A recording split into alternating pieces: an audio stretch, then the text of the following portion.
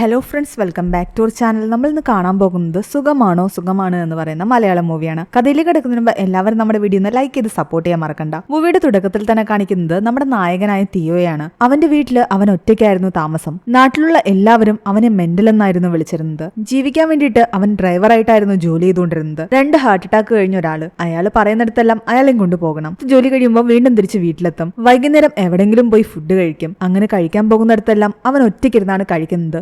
ചുറ്റുമുള്ള ആൾക്കാരെല്ലാം അവരുടെ ഫ്രണ്ട്സിന്റെ കൂടെയും കാമുകിയുടെ കൂടെയൊക്കെ വരുമ്പോൾ അവന്റെ ലൈഫിൽ മാത്രം അവന് സംസാരിക്കാനോ ഒരുമിച്ചിരുന്ന് കഴിക്കാനോ ആരും തന്നെ ഉണ്ടായിരുന്നില്ല. അങ്ങനെ ഇതെല്ലാം കണ്ട് സങ്കടത്തോടു കൂടി വീട്ടിലെത്തി കഴിയുമ്പോൾ തനിക്ക് ആരെങ്കിലുമൊക്കെ ബന്ധുക്കാരുണ്ടായിരുന്നെങ്കിൽ എങ്ങനെ അവരോട് സംസാരിച്ചിരുന്നേനെന്നൊക്കെ അവൻ ഇമാജിൻ ചെയ്യാൻ ആരംഭിക്കും. തനിയെ സംസാരിക്കാൻ ആരംഭിക്കും. ഇതൊക്കെ കൊണ്ടാണ് അവനെ ആ നാട്ടിലുള്ള ആൾക്കാരെല്ലാം മെന്റൽ എന്ന് വിളിച്ചുകൊണ്ടിരുന്നത്. ഒരു ദിവസം ഇവനാകട്ടെ ആ ഓണറിനെയും കൊണ്ട് എങ്ങോട്ടോ പോയിക്കൊണ്ടിരിക്കുകയായിരുന്നു. അയാളുടെ വീട്ടുകാര് അയാളെ കേക്കൊന്നും തിന്നാൻ അനുവദിച്ചിട്ടുണ്ടായിരുന്നില്ല. അത് കാരണം വഴിയിൽ ഒരിടത്തു നിന്നും അയാൾ കേക്ക് വാങ്ങി കഴിക്കാൻ ആരംഭിച്ചു. നിനക്കും വേണോ എന്ന് ചോദിച്ച് തീയുടെ അടുത്തേക്ക് അയാൾ കേക്കും കൊണ്ടുവരുന്നു. ആ കേക്ക് കണ്ടപ്പോൾ തീയുടെ മനസ്സിലേക്ക് പഴയ എന്തൊക്കെയോ കാര്യങ്ങൾ ഓർമ്മ വരുന്നു. അവന് ചെറുപ്പത്തിൽ സംഭവിച്ചൊരു ട്രോമ ഉണ്ടായിരുന്നു. അവന്റെ മനസ്സിലേക്ക് ആ കേക്ക് ഓർമ്മകൾ കൊണ്ടുവന്നതോടുകൂടി അവൻ വല്ലാതെ പാനിക് ആകാൻ ആരംഭിച്ചു. വണ്ടി നല്ല സ്പീഡിൽ അവൻ ഓടിക്കാൻ ആരംഭിച്ചു. കൂടെ ഇരുന്ന ആളാകട്ടെ പേടിച്ച് ഹോസ്പിറ്റലാവുകയും ചെയ്തു. അമിത വേഗത്തിൽ വണ്ടി ഓടിച്ചതിന്റെ പേരിൽ അവനെ പോലീസുകാർ പിടിച്ചു. അതേസമയം അവിടെയാകട്ടെ ഐപ്പ് എന്ന് പറയുന്ന ഒരാളെ കൂടി പോലീസുകാർ പിടിച്ചുകൊണ്ട് വന്നിട്ടുണ്ടായിരുന്നു. അയാളൊരു ലോഡ്ജിൽ എന്തോ പ്രശ്നം ഉണ്ടാക്കി. അതിന്റെ പേരിലാണ് അയാളെ പിടിച്ചുകൊണ്ട് വന്നത്.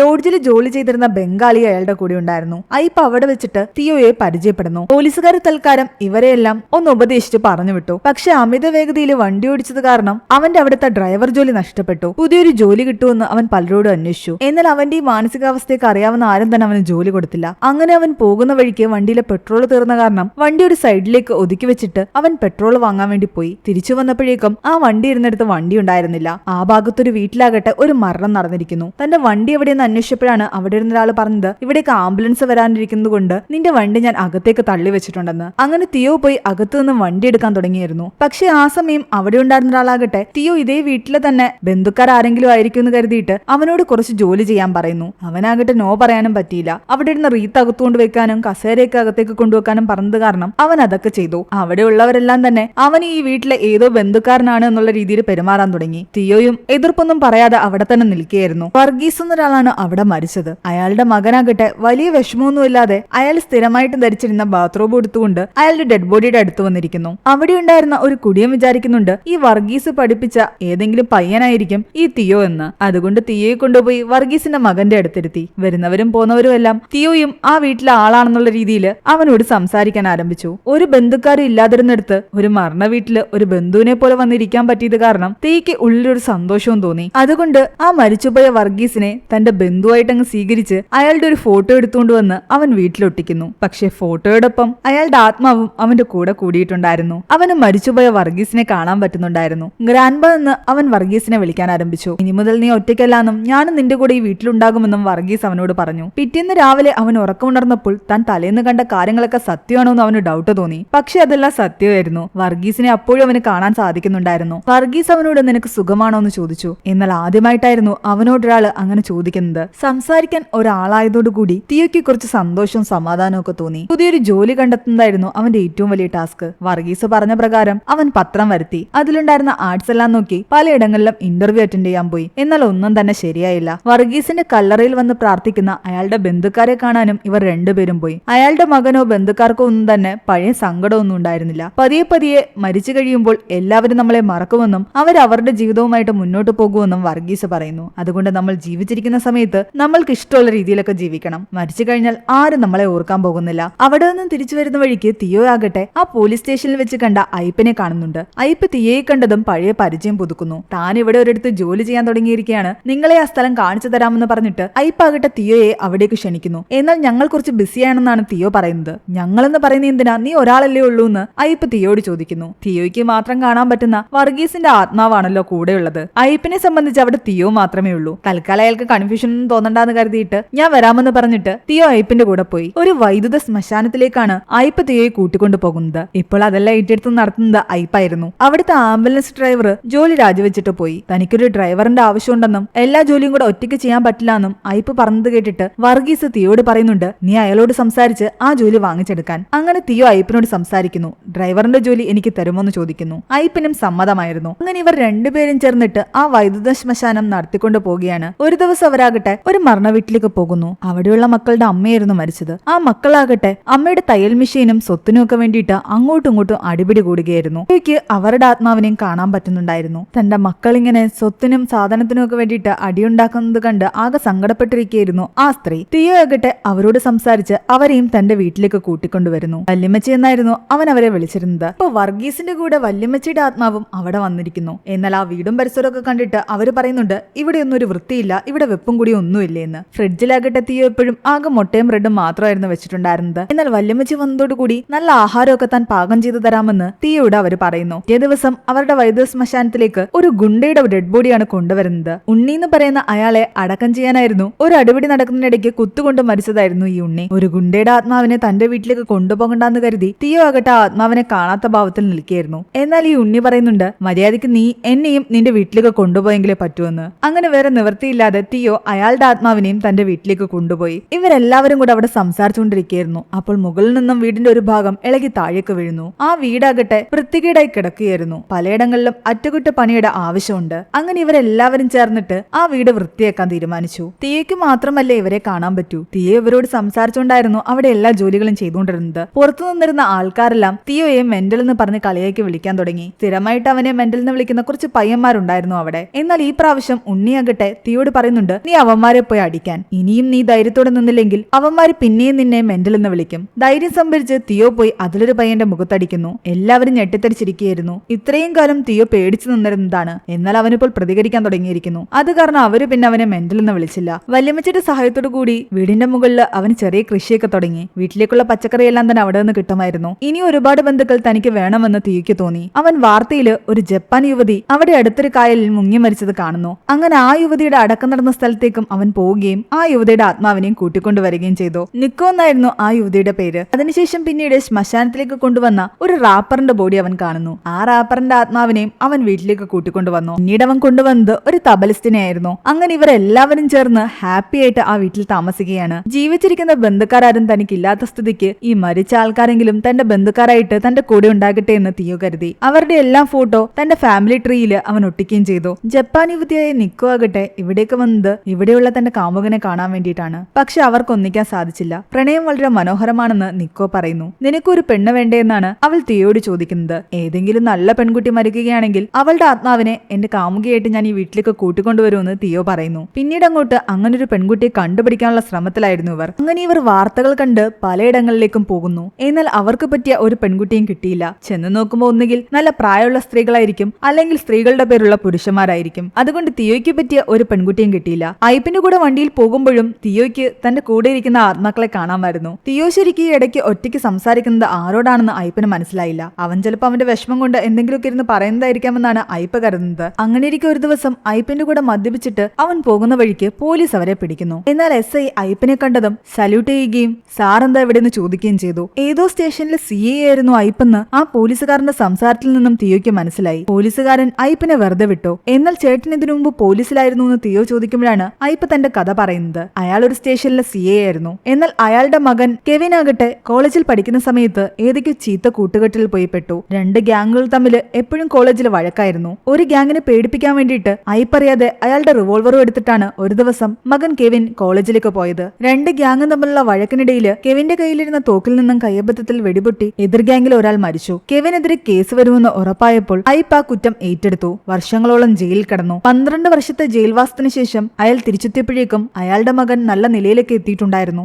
ജയിലിൽ നിന്നും ഐപ്പ് ഇറങ്ങുന്നതിന്റെ എന്ന് അയാളെ കൂട്ടൻ മകൻ വന്നിട്ടുണ്ടായിരുന്നു. മകൻ സ്നേഹിക്കുന്ന ജിൻസി എന്ന് പറയുന്ന പെൺകുട്ടിയുടെ ഫോട്ടോസ് ഒക്കെ കാണിച്ചു. നല്ല കുടുംബത്തിൽ നിന്നുള്ള പെൺകുട്ടിയായിരുന്നു അത്. പക്ഷേ വിവാഹത്തിന് ഐപ്പ് വരണ്ടെന്നാണ് മകൻ പറയുന്നത്. അച്ഛൻ ജയിലിലായിരുന്ന കാര്യമൊന്നും തന്നെ ജിൻസിക്കോ ജിൻസിയുടെ പേരൻസിനോ ഒന്നും തന്നെ അറിയില്ലായിരുന്നു. കെവിൻ അത് പറഞ്ഞിട്ടുമില്ലായിരുന്നു. അത് കേട്ടപ്പോൾ ഐപ്പിന് വിഷമം തോന്നിയെങ്കിലും മകന്റെ മുന്നിൽ അതൊന്നും അയാൾ കാണിച്ചില്ല. പ്രാക്ടിക്കലായിട്ട് ചിന്തിക്കുന്ന ഒരു അച്ഛനെ പോലെയായിരുന്നു ഐപ്പ് അവനോട് സംസാരിച്ചത്. അവര് ചോദിക്കുകയാണെങ്കിൽ പണ്ട് ഞാൻ നാട് വിട്ടു പോയിരുന്നതാണെന്ന് പറഞ്ഞാൽ മതി, എന്റെ കാര്യങ്ങളൊന്നും അല്ലെങ്കിലും അവരറിയാത്തതാ നല്ലത്. അതും പറഞ്ഞ് ചിരിച്ചുകൊണ്ട് ഐപ്പ് അവിടെ നിന്ന് പോകാൻ നേരത്ത് മകൻ കുറച്ച് കാശെടുത്ത് അയാളുടെ കയ്യിൽ കൊടുത്തു. എവിടെയെങ്കിലും കൊണ്ടുവിടണോ, താമസിക്കാൻ ഏതെങ്കിലും സൗകര്യങ്ങൾ ചെയ്തു തരണോന്ന് മകൻ ചോദിച്ചപ്പോൾ അതൊന്നും വേണ്ട, താൻ പൊയ്ക്കൊള്ളാമെന്ന് പറഞ്ഞിട്ട് ആ കാശും വാങ്ങി ഐപ്പ് പോയി. എന്നാൽ അയാൾ സങ്കടം സഹിക്കവയ്യാതെ ഒരു തിയേറ്ററിൽ കയറിയിരുന്ന് കരയുകയായിരുന്നു. ആർക്കു വേണ്ടിയിട്ടാണോ താൻ ജയിലിൽ പോയത് അതേ മകൻ തന്നെ ഉപേക്ഷിച്ചിരിക്കുന്നു. സങ്കടം സഹിക്കവയ്യാതെ ഇനി ജീവിക്കണ്ടെന്ന് കരുതിയിട്ട് അയാൾ ഒരു ലോഡ്ജിലെ റൂം എടുത്ത് ആത്മഹത്യ ചെയ്യാൻ ശ്രമിക്കുകയായിരുന്നു. എന്നാൽ അതിന്റെ ഇടയ്ക്ക് ഒരു ഈച്ച വന്ന് അയാളെ ശല്യം ശല്യം ചെയ്യാൻ തുടങ്ങി. ഈച്ചയെ ഓടിക്കുന്നതിനിടയിൽ ബാലൻസ് തെറ്റി സ്റ്റൂളിൽ നിന്ന് താഴെ വീണു. സൗണ്ട് കേട്ട് അവിടേക്ക് വന്ന ബംഗാളി പയ്യന് കാര്യം മനസ്സിലായി. അവൻ പോലീസിൽ വിവരം അറിയിക്കുകയും അങ്ങനെ ഇവരെ രണ്ടുപേരെയും പോലീസുകാർ സ്റ്റേഷനിലേക്ക് കൊണ്ടുപോവുകയും ചെയ്തു. അവിടെ വെച്ചാണ്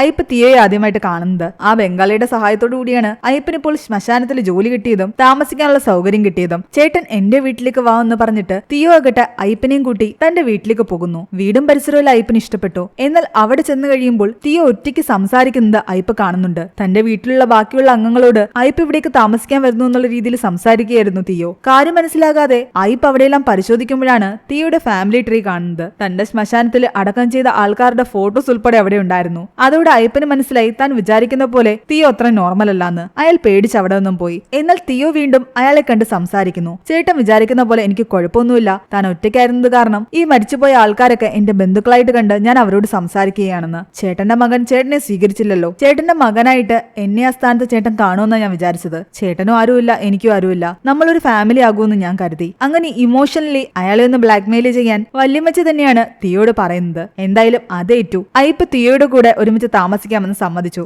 അങ്ങനെ അവർ ഒരു ദിവസം ഒരു ഡെഡ് ബോഡി എടുക്കാൻ പോകുന്ന വഴിയായിരുന്നു. ആ സമയം ആദരാഞ്ജലികൾ എന്ന ബോർഡുമായിട്ട് ഒരു പെൺകുട്ടിയുടെ ഫോട്ടോ ആരോ കൊണ്ടുപോകുന്നത് തിയോ കാണുന്നു. ആ പെൺകുട്ടിയെ കണ്ടതും ഇവളെ തനിക്ക് കാമുകിയാക്കാൻ പറ്റുമെന്ന് കരുതിയിട്ട് തിയോ ആ വീട്ടിലേക്ക് പോകുന്നു. അവിടെ കുറെ ആൾക്കാര് ആ പെൺകുട്ടിയുടെ ബോഡി കാണാൻ വന്നിട്ടുണ്ടായിരുന്നു. അവളുടെ ആത്മാവ് ഇവിടെ എവിടെയെങ്കിലും കാണും. ആ ആത്മാവിനെ തന്റെ കാമുകിയായിട്ട് കൂട്ടിക്കൊണ്ടു പോകാമെന്നായിരുന്നു തിയോയുടെ പ്ലാൻ. അകത്തേക്ക് കയറി നോക്കിയപ്പോൾ പെൺകുട്ടിയുടെ ഡെഡ് ബോഡി കിടപ്പുണ്ട്. ചുറ്റും നിന്ന് കുറച്ച് ആൾക്കാർ കരയുന്നുണ്ട്. എന്നാൽ നല്ലപോലെ ശ്രദ്ധിക്കുമ്പോൾ ആ പെൺകുട്ടി മരിച്ചിട്ടുണ്ടായിരുന്നില്ല. അവളുടെ കൈകൾ അനങ്ങുന്നുണ്ടായിരുന്നു. കുറച്ചു കഴിഞ്ഞപ്പോഴേക്കും ഈ ഡ്രസ്സ് ഇട്ടിട്ട് എനിക്ക് ചൊറിയുന്നു എന്ന് പറഞ്ഞിട്ട് അവൾ ചാടി എഴുന്നേൽക്കുന്നു. തിയോയോ ഇപ്പം അത് നോക്കി ഞെട്ടിത്തരിച്ച് നിൽക്കുകയായിരുന്നു. അവൾ എഴുന്നേറ്റ് അവിടെ കരഞ്ഞുകൊണ്ടിരുന്ന ആൾക്കാരോടെല്ലാം നിങ്ങളുടെ കാശൊക്കെ ഞാൻ തരാം, ഇപ്പൊ പൊയ്ക്കോന്ന് പറഞ്ഞിട്ട് പറഞ്ഞു വിടുന്നു. എന്നിട്ട് ഡ്രസ്സ് അഴിക്കാൻ വേണ്ടിയിട്ട് തിയോയുടെ ഹെൽപ്പും ചോദിക്കുന്നു. ഈ ഡ്രസ്സ് നിങ്ങളാണോ സ്റ്റിച്ച് ചെയ്തതെന്ന് പറഞ്ഞ് ആ ഡ്രസ്സ് എടുത്ത് അവരുടെ കയ്യിൽ കൊടുത്തിട്ട് അവൾ അവിടെ നിന്ന് ഇറങ്ങിപ്പോയി. എന്തൊക്കെയാ സംഭവിച്ചെന്ന് തിയോയ്ക്കും അയ്യപ്പനും മനസ്സിലായില്ല. ഇവൾ എന്തിനാണ് ഇങ്ങനെ ഡെഡ് ബോഡിയെ പോലെ അഭിനയിച്ച് കിടന്നതെന്നായിരുന്നു അവർ ചിന്തിക്കുന്നത്. അവൾ ആരാണ്, അവളുടെ പേരെന്താണ്, അഡ്രസ് എന്താണെന്നൊക്കെ ഇവർക്ക് കണ്ടുപിടിക്കണം. ആ ഡ്രസ്സ് എവിടെ നിന്നോ റെന്റിനെടുത്തതായിരുന്നു. ആ ഡ്രസ്സിനുള്ള ഷോപ്പിന്റെ പേരുണ്ടായിരുന്നു. അവർ ഷോപ്പിൽ പോയി അന്വേഷിക്കുമ്പോൾ ജബ്ബാർ എന്ന് പറയുന്ന ഒരാളാണ് അത് റെന്റിനെടുത്തതെന്ന് മനസ്സിലായി. അയാൾ ഒരു പ്രൊഡക്ഷൻ എക്സിക്യൂട്ടീവ് ആയിരുന്നു. ജബ്ബാറിനെ കണ്ട് സംസാരിക്കുമ്പോഴാണ് കാര്യങ്ങളൊക്കെ തിയോയ്ക്ക് മനസ്സിലാകുന്നത്. കുറച്ച് ദിവസങ്ങൾക്ക് മുന്നേ ആ പെൺകുട്ടി ജബ്ബാറിനെ വന്ന് കണ്ടിട്ടുണ്ടായിരുന്നു. അവളുടെ പേര് ചാരു തോമസ് എന്നാണ്. ഒരു മരണ സെറ്റപ്പ് ഷൂട്ട് ചെയ്യാൻ വേണ്ടിയിട്ട് ജബ്ബാറിന്റെ ഹെൽപ്പ് ചോദിക്കാനാണ് ചാരു വന്നത്. സിനിമയും സീരിയലും ഒന്നുമല്ല, ജീവിതത്തിൽ നടക്കുന്ന കാര്യമായിട്ട് ഷൂട്ട് ചെയ്യാൻ വേണ്ടിയിട്ടാണെന്നാണ് അവള് പറഞ്ഞത്. എന്തിനാ അങ്ങനൊരു മരണ സെറ്റപ്പ് ചെയ്യുന്നതെന്ന് ജബ്ബാറും ചോദിച്ചു. മരിച്ചു കിടക്കുമ്പോൾ ചുറ്റും ബന്ധുക്കളിൽ നിന്ന് എങ്ങനെയാണ് കരയുന്നത്, അവരുടെയൊക്കെ മുഖത്തെ എക്സ്പ്രഷൻസ് എന്താണെന്ന് അറിയാൻ വേണ്ടിയിട്ടായിരുന്നു ചാരു അങ്ങനെ ഒരു സെറ്റപ്പ് ക്രിയേറ്റ് ചെയ്ത് അതിന്റെ വീഡിയോ ഷൂട്ട് ചെയ്യാൻ ആഗ്രഹിച്ചത്. അവൾക്ക് ബന്ധുക്കാർ ആരും ഉണ്ടായിരുന്നില്ല. വർഷങ്ങൾക്ക് മുമ്പ് അവളുടെ അമ്മയും അച്ഛനും ആക്സിഡന്റിൽ മരിച്ചുപോയതാണ്. അവൾ ഓസ്ട്രേലിയയിലായിരുന്നു. തന്റെ ബന്ധുക്കാരെ കണ്ടെത്താൻ വേണ്ടി നാട്ടിലേക്ക് വന്നതാണ്. പക്ഷേ ഒരു ബന്ധുക്കാരെയും കണ്ടെത്താൻ പറ്റിയില്ല. ചാരുവിന് എന്തോ അസുഖമുണ്ട്. കുറച്ചു നാളും കൂടെ അവൾ ജീവനോടെ ഇരിക്കുമെന്നാണ് ഡോക്ടേഴ്സ് പറഞ്ഞിരിക്കുന്നത്. താൻ മരിക്കുന്നതിന് മുമ്പ് തന്റെ ഒരു ബന്ധുവിനെങ്കിലും കണ്ടെത്തണമെന്ന് അവൾക്ക് ആഗ്രഹം ഉണ്ടായിരുന്നു. ആരെയും കണ്ടെത്താൻ പറ്റിയില്ല. അത് കാരണം ജൂനിയർ ആർട്ടിസ്റ്റിനെ വെച്ചിട്ട് താൻ മരിച്ചു കിടന്നാൽ എങ്ങനെ ഇരിക്കും അറിയാൻ വേണ്ടിയിട്ട് ഒരു സീൻ ക്രിയേറ്റ് ചെയ്തു. സംഭവങ്ങളൊക്കെ കേട്ടിട്ട് തിയോയുടെ വീട്ടിലുള്ള ആൾക്കാരെല്ലാം പറയുന്നുണ്ട് ഇത്രയും കാലം തിയോ ആണ് ഭ്രാന്തനെന്ന് വിചാരിച്ചുകൊണ്ടിരുന്നത്. എന്നാൽ ഇവനേക്കാളും വട്ടുള്ള ഒരു പെണ്ണിനെ തന്നെയാണല്ലോ ഇവന് കിട്ടാൻ പോകുന്നതെന്നാണ് എല്ലാവരും പറയുന്നത്. ആ പെൺകുട്ടി എന്തായാലും കുറച്ചുനാൾ കഴിയുമ്പോൾ മരിക്കില്ലേ, അപ്പൊ നിനക്ക് കാമുകിയായിട്ട് അവളെ കിട്ടുമല്ലോ എന്ന് എല്ലാവരും തിയോട് പറയുന്നു. പക്ഷെ എല്ലാം കേട്ട് കഴിഞ്ഞ് നിക്കോ ആകട്ടെ പറയുന്നുണ്ട് ബന്ധുക്കളെ കണ്ടുപിടിക്കാൻ പറ്റിയില്ലെങ്കിൽ ആ പെൺകുട്ടി ഓസ്ട്രേലിയയിലേക്ക് തിരിച്ചു പോയാലോ, അവിടെ വെച്ചാണ് അവൾ മരിക്കുന്നതെങ്കിലോ അവളെ നിനക്ക് കാമുകിയായിട്ട് കിട്ടില്ലല്ലോ. അതുകൊണ്ട് അവളെ ഇവിടെ തന്നെ നിർത്തണം. അതുകൊണ്ട് അവളുടെ ബന്ധുവായിട്ട് അഭിനയിച്ച് തിയോയും അയ്യപ്പും പോകാൻ വേണ്ടി പ്ലാൻ ഇടുന്നു. അതിനു മുമ്പ് അവളെ പറ്റിയുള്ള ഫുൾ ഡീറ്റെയിൽസും തന്റെ പോലീസിലുള്ള ഫ്രണ്ട്സിന്റെ സഹായത്തോടു കൂടി അയ്യപ്പ് എടുക്കുന്നുണ്ട്. ചാരു ആകട്ടെ ഒരു വീഡിയോ ഇട്ടിട്ടുണ്ടായിരുന്നു. താഴെപ്പറമ്പിലാണ് തന്റെ വീടിന്റെ പേര്, തോമസിന്റെ മകളാണ്, എന്നെ തിരിച്ചറിയുന്ന ഏതെങ്കിലും ബന്ധുക്കാരുണ്ടെങ്കിൽ എന്നെ കോൺടാക്ട് ചെയ്യണമെന്ന് പറഞ്ഞിട്ട് ഫോൺ നമ്പറും കൊടുത്തിട്ടുണ്ടായിരുന്നു. ആ ഫോൺ നമ്പർ എടുത്തിട്ട് അയ്യപ്പാകട്ടെ താൻ ചാരുവിന്റെ അച്ഛൻ തോമസിന്റെ കസിൻ ഗബ്രിയേൽ ആണെന്ന് പറഞ്ഞു വിളിക്കുന്നു. അവളെ വിശ്വസിപ്പിക്കുന്ന രീതിയിൽ തന്നെയാണ് അയ്യപ്പ് സംസാരിച്ചത്. തന്റെ റിലേറ്റീവിനെ കണ്ടുകിട്ടിയ സന്തോഷത്തിലായിരുന്നു ചാരുവും. അങ്ങനെ ഇവർ ഒരു കഫേയിൽ വെച്ച് മീറ്റ് ചെയ്യുന്നു. മരണ സെറ്റപ്പ് ഷൂട്ട് ചെയ്യുന്ന സമയത്ത് കണ്ട അതേ ആൾക്കാർ തന്നെയാണല്ലോ എന്ന് അവൾ ചിന്തിക്കുന്നു. തിയോയും ഗബ്രിയേലും തമ്മിലുള്ള റിലേഷൻഷിപ്പ് എന്താണെന്ന് ചോദിക്കുമ്പോൾ തിയോ പറയുന്നത് ഗബ്രിയേൽ തന്റെ അങ്കിൾ ആണെന്നാണ്. ബാക്കിയുള്ള റിലേറ്റീവ്സ് ഒക്കെ എവിടെയെന്ന് ചോദിക്കുമ്പോൾ അയ്യപ്പാക്കിട്ട് നന്നായിട്ട് അഭിനയിക്കുന്നുണ്ട്. അവരെ കുറിച്ചൊന്നും മോൾ എന്നോട് ചോദിക്കരുത്, അവർക്ക് എന്നോട് വളരെ മോശമായിട്ടാണ് പെരുമാറിയത്. ആ കാര്യങ്ങളൊക്കെ ഓർക്കാൻ ശ്രമിച്ചു കഴിഞ്ഞാൽ ഞാൻ സങ്കടപ്പെടും എന്നൊക്കെ പറഞ്ഞ് കരയുന്നുണ്ട്. അത് കാരണം ചാരു വേറെ ആരെ പറ്റിയും ചോദിച്ചില്ല. രണ്ട് റിലേറ്റീവ്സിനെങ്കിലും കിട്ടിയ സ്ഥിതിക്ക് അവരുടെ കൂടെ കുറച്ച് ടൈം സ്പെൻഡ് ചെയ്യാൻ ചാരു തീരുമാനിക്കുന്നു. ചാരുവിന്റെ അസുഖത്തെ പറ്റിയും അവൾ അവരോട് തുറന്നു പറഞ്ഞു. അവൾക്ക് MND എന്ന് പറയുന്ന അസുഖമായിരുന്നു. മോട്ടോർ ന്യൂറോൺ ഡിസീസ് ആണ്. അത് ചികിത്സിച്ച് ഭേദമാക്കാൻ പറ്റില്ല. 2 മാസമാണ് അവൾക്ക് ഡോക്ടേഴ്സ് പറഞ്ഞിരിക്കുന്നത്. വരാൻ പോകുന്ന തന്റെ പിറന്നാള് തന്റെ അവസാനത്തെ പിറന്നാളായിരിക്കും എന്ന് അവൾ പറയുന്നു. അത് നന്നായിട്ട് ആഘോഷിക്കണമെന്ന് അവൾക്ക് ആഗ്രഹം ഉണ്ടായിരുന്നു. അങ്ങനെ പിന്നീട് അങ്ങോട്ടുള്ള ദിവസങ്ങളിൽ തിയോയുടെ കൂടെ ചാരു ഒരുപാട് ടൈം സ്പെൻഡ് ചെയ്യുന്നുണ്ട്. അവർ കുറെ സ്ഥലങ്ങളിൽ കറങ്ങാൻ പോകുന്നു, ഒരുപാട് ഗെയിമുകൾ കളിക്കുന്നു. താൻ മരിക്കുന്നതിന് മുമ്പ് തന്റെ വീടും കാറും എല്ലാം വിൽക്കണമെന്നാണ് അവൾ ആഗ്രഹിച്ചിരുന്നത്. കൂടാതെ താൻ മരിച്ചു കിടക്കുമ്പോൾ തന്റെ മരണാനന്തര ചടങ്ങുകൾ എവിടെ നടത്തണമെന്നും അവൾ കാണിച്ചു കൊടുക്കുന്നു. നല്ല ഗൗണൊക്കെ ഇടിപ്പിച്ച് എന്നെ നന്നായിട്ട് ഒരുക്കണം, ഷെഫ് പിള്ളയായിരിക്കണം എല്ലാവർക്കും ഫുഡ് ഉണ്ടാക്കി കൊടുക്കേണ്ടത്. അതുപോലെ ബന്ധുക്കാരായിട്ട് ജൂനിയർ ആർട്ടിസ്റ്റിനെ ഒന്നും ഇത്തവണ കൊണ്ടുവരണ്ട, നിങ്ങൾ രണ്ടുപേരും മതി. നിങ്ങൾ എന്നെ കരഞ്ഞോണ്ട് യാത്ര അയക്കണ്ട, ചിരിച്ചോണ്ട് യാത്ര അയച്ചാൽ മതി. ഇതൊക്കെയായിരുന്നു അവളുടെ ആഗ്രഹം. മരണശേഷം ചെയ്യേണ്ട കാര്യങ്ങളെല്ലാം അവൾ ഇപ്പോഴേ പ്ലാൻ ചെയ്യുന്നു. അതെല്ലാം കേട്ട് തിയോയ്ക്കും ഐപ്പിനും വിഷമം തോന്നുന്നുണ്ട്. തങ്ങൾ അവളുടെ റിയൽ ആയിട്ടുള്ള റിലേറ്റീവ്സ് ആണെന്ന് കള്ളം പറഞ്ഞിരിക്കുന്നത് കാരണം അവർക്കൊരു കുറ്റബോധം ഉണ്ടായിരുന്നു. അങ്ങനെ ഇരിക്കും ഒരു ദിവസം ഓസ്ട്രേലിയയിൽ വെച്ച് അവളുടെ ചികിത്സയുടെ കാര്യങ്ങളെല്ലാം നോക്കിക്കൊണ്ടിരുന്ന വിവേക് എന്ന് പറയുന്ന ഒരാളുടെ ബന്ധുവിന്റെ മരണാനന്തര ചടങ്ങിൽ പങ്കെടുക്കാൻ വേണ്ടിയിട്ട് ചാരു പോകുന്നുണ്ട്. തിയോയും ഐപ്പും കൂടെ ഉണ്ടായിരുന്നു. ആ മരിച്ചു കിടക്കുന്ന ആളുടെ രണ്ടാമത്തെ ഭാര്യ ആളുടെ മൃതദേഹം കാണാൻ അവിടെ വന്നപ്പോൾ അയാളുടെ ആദ്യത്തെ ഭാര്യയിൽ ഉണ്ടായിരുന്ന മക്കളൊക്കെ ആ സ്ത്രീയെ തടയുന്നു. ചാരുവിനും ഐപ്പനും അത് കണ്ടപ്പോൾ സങ്കടം തോന്നി. ആ സ്ത്രീയുടെ മുഖത്തേക്ക് തന്നെ നോക്കി നിൽക്കുകയായിരുന്നു നമ്മുടെ തിയോയും. ആദ്യ ഭാര്യയിലെ മക്കള് മൃതദേഹം കാണാൻ അനുവദിക്കാത്തത് കാരണം ആ സ്ത്രീ സങ്കടത്തോടു കൂടി അവിടെ നിന്നും പോയി. കുറച്ചു കഴിഞ്ഞ് ചാരുവും കൂട്ടരും ആ വീട്ടിൽ നിന്ന് തിരിച്ചു പോകുന്ന വഴിക്ക് വഴിയിൽ നിൽക്കുന്ന ആ സ്ത്രീയെ ചാരു കാണുന്നു. ഇവിടെ നിന്ന് ബസ് കിട്ടില്ല, ബസ് കിട്ടുന്നിടത്തേക്ക് തങ്ങളാക്കിയേക്കാമെന്ന് പറഞ്ഞിട്ട് ചാരു ആ സ്ത്രീയെ വണ്ടിയിലേക്ക് വിളിച്ചു കയറ്റാൻ തുടങ്ങി. എന്നാൽ അവരെങ്ങനെയെങ്കിലും പൊക്കോളുമെന്ന് തിയോ പറഞ്ഞെങ്കിലും ചാരു കേട്ടില്ല. വണ്ടിയിലേക്ക് അവരെ കയറ്റിയ ശേഷം ആ മൃതദേഹം കാണാൻ അവർ അനുവദിച്ചില്ല അല്ലേന്ന് അവൾ അവരോട് ചോദിക്കുന്നു.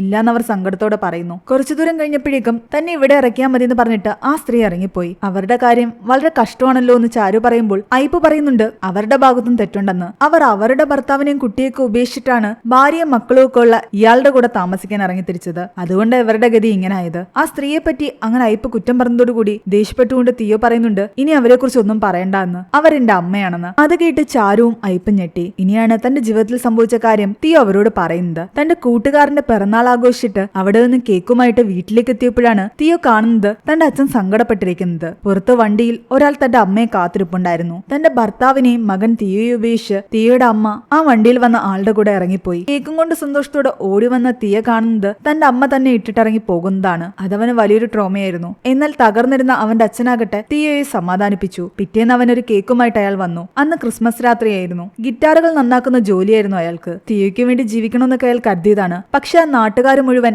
ഭാര്യ ഇറങ്ങിപ്പോയ കാര്യവും പറഞ്ഞിട്ട് അയാളെ കളിയാക്കാൻ തുടങ്ങി. ഈ കളിയാക്കലുകളും കുറ്റപ്പെടുത്തലുകളും സഹിക്കവയാതെ അന്ന് രാത്രി അയാൾ ആത്മഹത്യ ചെയ്യുന്നു. തന്റെ അച്ഛൻ അവസാനമായിട്ട് നന്നാക്കിക്കൊണ്ടിരുന്ന ആ ഗിത്താറായിരുന്നു തിയയ്ക്ക് അച്ഛനെ പറ്റിയുള്ള അവസാന ഓർമ്മ. അച്ഛനെ മിസ് ചെയ്യുമ്പോഴെല്ലാം അവൻ ആ ഗിത്താറിനോട് സംസാരിച്ചു. അത് കാരണം ആൾക്കാരെല്ലാം അവനെ മെന്റൽ എന്ന് പേരിട്ട് വിളിച്ചു. എല്ലാം നഷ്ടപ്പെട്ട തിയോയ്ക്ക് ആരും കൂട്ടുണ്ടായിരുന്നില്ല. ഇപ്പോൾ ഈ മരിച്ചുപോയവരൊക്കെയാണ് എന്റെ കുടുംബക്കാരെന്ന് ചാരുവിനോട് തിയോ പറയുന്നു. ജീവനോടെ ഉള്ളവരൊക്കെ എന്നെ കളിയാക്കുകയും കുറ്റപ്പെടുത്തുകയും ചെയ്തുകൊണ്ടിരുന്നപ്പോൾ ഈ മരിച്ചുപോയ ആൾക്കാരും എന്നെ കളിയാക്കുകയോ കുറ്റപ്പെടുത്തുകയോ ചെയ്തില്ല. ഞാൻ പറയുന്നതെല്ലാം കേട്ടുകൊണ്ടിരുന്നു. സംസാരിക്കാൻ ആരുമില്ലാതാകുന്നത് ഒരു വേദനയാണെന്ന് പറഞ്ഞുകൊണ്ട് അവൻ അവിടെ നിന്നും പോയി. പിന്നീട് അങ്ങോട്ട് പലപ്പോഴും ചാരു അവനെ കോൾ ചെയ്തെങ്കിലും അവൻ കോൾ അറ്റൻഡ് ചെയ്തിട്ടുണ്ടായിരുന്നില്ല. അവൾ നമ്മളുടെ കൂടെയൊന്നും ജീവിക്കേണ്ട ആളല്ലാന്നും ഇനിയുള്ള കുറച്ച് ദിവസമെങ്കിലും അവൾ സ്വസ്ഥമായിട്ട് വേറെ എവിടെയെങ്കിലും ജീവിച്ചോട്ടെ എന്ന് തിയോ പറയുകയായിരുന്നു. കാരണം ഇനിയും അവളുടെ മുന്നിൽ അവളുടെ റിലേറ്റീവ്സ് ആയിട്ട് അഭിനയിക്കാൻ അവന് തോന്നിയില്ല. അവൾ അവനെ തേടി വീട്ടിൽ വന്നിട്ടും അവൻ വാതിൽ തുറന്നില്ല. ഒടുവിൽ ഇവരുടെ ശ്മശാനത്തിലേക്ക് ഒരു ദിവസം അവൾ വരുന്നു. ഓടി വന്ന് അവനെ കെട്ടിപ്പിടിക്കുന്നു. ഇത്രയും ദിവസം ഞാൻ നിന്നെ ഒരുപാട് മിസ് ചെയ്തിട്ടുണ്ടായിരുന്നു എന്ന് പറയുന്നു. ഞാൻ ജീവിച്ചിരിക്കുന്ന ദിവസം അത്രയും നീ എന്റെ കൂടെ ഉണ്ടാകണമെന്നും എന്റെ ഫാമിലിയുടെ ഭാഗമാകണമെന്നും അവൾ പറയുന്നു. അങ്ങനെ പിന്നീടുള്ള ദിവസങ്ങളിൽ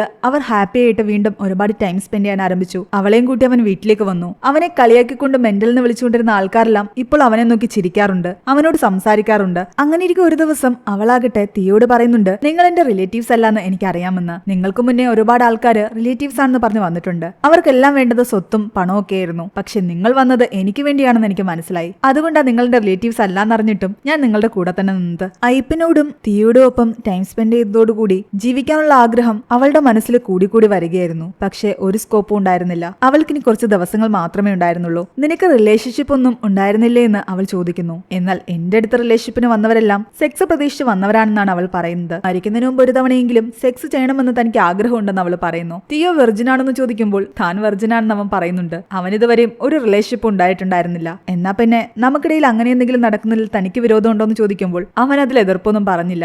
അങ്ങനെ ഇവർ രണ്ടുപേരും ഒരു കോണ്ടം വാങ്ങാൻ വേണ്ടി പോകുന്നു. പക്ഷെ കോണ്ടൊക്കെ വാങ്ങി തിരിച്ചു പോകുന്ന വഴിക്ക് അവരുടെ വണ്ടിക്ക് ഒരു നായ കുറുക്ക് ചാടുകയും ആക്സിഡന്റ് ആയിട്ട് ചാരു ഹോസ്പിറ്റലാവുകയും ചെയ്തു. അവരെ ഹോസ്പിറ്റലിലേക്ക് കൊണ്ടുവന്ന ആളാകട്ടെ തിയോയുടെ കയ്യിൽ നിന്ന് വീണ പേഴ്സും സാധനങ്ങളും ഐപ്പിനെയാണ് ഏൽപ്പിച്ചത്. അതിനുള്ളിലുണ്ടായിരുന്ന കോണ്ടം ഐപ്പും കണ്ടു. ഐപ്പിന് കാര്യം മനസ്സിലായി എന്നറിഞ്ഞപ്പോൾ ഇവർക്ക് രണ്ടുപേർക്കും ചമ്മലായിരുന്നു. അവളെ കണ്ടിട്ട് ഹോസ്പിറ്റലിൽ നിന്ന് തിരിച്ചിറങ്ങാൻ നേരത്ത് കാലത്താണ് തന്റെ മകൻ കെവിനെ ഹോസ്പിറ്റലിൽ വെച്ചിട്ട് ഐപ്പ് കാണുന്നത്. അവനെ ഫോളോ ചെയ്തു പോയ ഐപ്പ് മനസ്സിലാക്കുന്നുണ്ട് അവന്റെ വൈഫ് അവിടെ അഡ്മിറ്റ് ആണെന്ന്, അവനൊരു കുഞ്ഞു ജനിച്ചിട്ടുണ്ടെന്ന്. കെവിൻ പുറത്ത് ഫോൺ ചെയ്ത് നിൽക്കുകയായിരുന്നു. ആ സമയത്ത് ഐപ്പ് ഉള്ളിലേക്ക് കയറി ആ കുഞ്ഞിനെ കാണുകയും അതിന്റെ കയ്യിൽ തൊടുകയും ചെയ്തു. പെട്ടെന്ന് കെവിന്റെ വൈഫ് ജിൻസി ഞെട്ടിയെഴുന്നേറ്റ് ആരാണെന്ന് ചോദിക്കുന്നു. കെവിന് ഉള്ളിലേക്ക് വന്നു. കെവിന് ഒരു ബുദ്ധിമുട്ടാകണ്ടെന്ന് കരുതിയിട്ട് ഐപ്പ് പറയുന്നുണ്ട് ഞാൻ റൂം മാറി കയറി വന്നതാണെന്ന്. അച്ഛനെ കണ്ടതും കെവിൻ ആകെ വല്ലാതെയായി. തന്റെ പേരക്കുട്ടിയെ ആദ്യമായിട്ട് കണ്ടതോടുകൂടി അയാൾ ആകെ സങ്കടത്തിലായിരുന്നു. വീണ്ടും വീണ്ടും ആ കുഞ്ഞിനെ കാണാൻ തനിക്ക് കൊതി തോന്നുന്നെന്ന് അയാൾ തിയോടും ചാരുവിനോടും പറയുന്നു. നിന്റെ മാമോദിസ ചടങ്ങില് നിങ്ങൾ എന്തായാലും പോകണമെന്ന് തിയോ ഐപ്പിനോട് പറയുന്നുണ്ട്. അങ്ങനെ ഐപ്പിനെ റെഡിയാക്കി കെവിന്റെ സമ്മതം പോലും ഇല്ലാതെ അവർ ഐപ്പിനെ പള്ളിയിലേക്ക് കൊണ്ടുപോകുന്നു. താൻ കെവിന്റെ അച്ഛനാണെന്നൊന്നും തന്നെ ഐപ്പ് ആരോടും പറഞ്ഞില്ല. കരഞ്ഞുകൊണ്ടിരുന്ന കുഞ്ഞിനെ തന്റെ കയ്യിലേക്ക് വാങ്ങി കരച്ചില് മാറ്റി ഉമ്മ വെച്ച ശേഷം തിരിച്ചു കൊടുത്തു. കെവിനും ആരോടും പറഞ്ഞില്ല ഇത് തന്റെ അച്ഛനാണെന്ന്. അത്രയും ചെയ്തിട്ട് അയാൾ സങ്കടത്തോടെ തിരിച്ചു പോകുന്നതിന് മുമ്പ് കെവിന്റെ അടുത്ത് സാർ ഇങ്ങോട്ടൊന്ന് വരുമെന്ന് പറയുന്നു. എന്നിട്ട് ചാരുവിനെയും തിയോയും കൂടെ നിർത്തിയിട്ട് പറയുന്നുണ്ട് ഇവർ രണ്ടുപേരും എന്റെ മക്കളാണെന്ന്. കെവിന്റെ കണ്ണ് നിറയുന്നുണ്ടായിരുന്നു. പക്ഷെ അപ്പോഴും മറ്റുള്ളവരുടെ മുന്നിൽ അയാൾ തന്റെ അച്ഛനാണെന്ന് കെവിന് പരിചയപ്പെടുത്താൻ പറ്റിയില്ല. അവിടെയുള്ള ഫോട്ടോഗ്രാഫറിന്റെ സഹായത്തോടു കൂടി ഇവർ 3 പേരും ഒരുമിച്ച് നിൽക്കുന്ന ഒരു ഫോട്ടോ കൂടി അവർ എടുക്കുന്നുണ്ട്. ഫോട്ടോ എടുത്തു കഴിഞ്ഞതും പെട്ടെന്ന് ചാരു തലകറങ്ങി വീഴുന്നു. അവർ ഹോസ്പിറ്റലിലേക്ക് കൊണ്ടുപോയി. ചാരുവിന്റെ കണ്ടീഷൻ കുറച്ച് സീരിയസ് ആയിരുന്നു. അവളെ തിരിച്ച് ഓസ്ട്രേലിയയിലേക്ക് കൊണ്ടുപോയി എന്തെങ്കിലും ഹോപ്പുണ്ടോന്ന് വിവേകിനോട് തിയോ ചോദിച്ചെങ്കിലും അവിടുത്തെ എല്ലാ ഹോപ്പും അവസാനിപ്പിച്ചിട്ടാണ് അവൾ ഇങ്ങോട്ടേക്ക് വന്നതെന്ന് പറയുന്നു. അവൾക്കിനി അധിക ദിവസം ഉണ്ടായിരുന്നില്ല. ബോധം വന്നപ്പോൾ തിയോ ആകട്ടെ അവളോട് ചോദിക്കുന്നുണ്ട് മരിച്ചതിന് ശേഷം എന്റെ ഫാമിലി ആകുന്നതിനേക്കാൾ നല്ലത് മരിക്കുന്നതിന് മുമ്പ് നീ എന്റെ ഫാമിലി ആകുന്നതല്ലേ എന്ന്. എന്നെ വിവാഹം കഴിക്കാമെന്ന് അവൻ ചോദിച്ചതും അവൾ ഉടനെ തന്നെ എസ് പറയുന്നു. അങ്ങനെ അവർ രണ്ടുപേരും അവൾ ആഗ്രഹിച്ച പ്രകാരം അവൾ ആഗ്രഹിച്ച സ്ഥലത്ത് നല്ലൊരു വെഡിങ് സെറ്റപ്പ് തന്നെ നടത്തുന്നു. പക്ഷെ പിന്നീട് കാണിക്കുന്നത് അവൾ മരിച്ചതായിട്ടാണ്. എന്നാൽ മരിച്ചു കിടക്കുന്ന സമയത്തും ചിരിച്ചുകൊണ്ട് നിൽക്കണമെന്ന് അവൾ പറഞ്ഞത് കാരണം അവർ രണ്ടുപേരും ചിരിച്ചുകൊണ്ട് തന്നെ നിൽക്കുകയായിരുന്നു. തിയോയുടെ വീട്ടിലുണ്ടായിരുന്ന അവൻ കാണുന്ന ആ ആത്മാക്കളെല്ലാം അവനോട് പറയുന്നുണ്ട് നിന്റെ കഥയ്ക്ക് ഒരു അവസാനമൊന്നുമില്ല. നിന്റെ ജീവിതം ഇനിയും മുന്നോട്ട് ഒരുപാട് കിടക്കുകയാണ്. ഇനിയും ഒരുപാട് ആൾക്കാർ നിന്റെ ജീവിതത്തിലേക്ക് കടന്നു വരും. മരിച്ചവരായിട്ടുള്ള ഞങ്ങളല്ല നിന്റെ ഫാമിലി ആകേണ്ടത്. ജീവിച്ചിരിക്കുന്ന ഒരുപാട് ആൾക്കാർ നിന്റെ ജീവിതത്തിലേക്ക് വരാനുണ്ട്. ഇനി നിന്റെ ജീവിതത്തില് ഞങ്ങളുടെ ആവശ്യമില്ലാന്നും നിനക്ക് ഹാപ്പി ആയിട്ട് മുന്നോട്ട് പോകാൻ സാധിക്കുമെന്നും പറഞ്ഞിട്ട് അവർ ആ വീട്ടിൽ നിന്നും പോകുന്നു. അപ്പോഴും തിയോയുടെ കൂടെ ഐപ്പ് ആ വീട്ടിലുണ്ടായിരുന്നു. തന്റെ ഫാമിലി ട്രീയില് അവർ 3 പേരുള്ള ഫോട്ടോ അവൻ വെക്കുന്നു. ബാക്കി എല്ലാവരുടെയും ഫോട്ടോ അവൻ മാറ്റിയിട്ടുണ്ടായിരുന്നു. തിയോയുടെ വീടിന്റെ അടുത്ത് അവനെ കളിയാക്കിക്കൊണ്ടിരുന്ന ആൾക്കാരെല്ലാം ഇപ്പോൾ തിയോയോട് സംസാരിക്കും. അവനോട് സുഖമാണോ എന്ന് ചോദിക്കും. അവന്റെ കൂടെ ഫുട്ബോൾ കളിക്കും. അങ്ങനെ തിയോയുടെ ജീവിതവും മാറി. അവനെ ഇപ്പോൾ ആരും മെന്റൽ എന്ന് വിളിക്കാറില്ല. അവിടെയാണ് ഈ ഒരു മൂവി അവസാനിക്കുന്നത്. ഈ മൂവിയുടെ സ്റ്റോറിയെ പറ്റിയുള്ള നിങ്ങളുടെ അഭിപ്രായങ്ങൾ താഴെ കമന്റ് ചെയ്യാനും എക്സ്പ്ലനേഷൻ ഇഷ്ടപ്പെട്ടെങ്കിൽ വീഡിയോ ലൈക്ക് ചെയ്യാനും നമ്മുടെ ചാനൽ സബ്സ്ക്രൈബ് ചെയ്യാനും മറക്കണ്ട.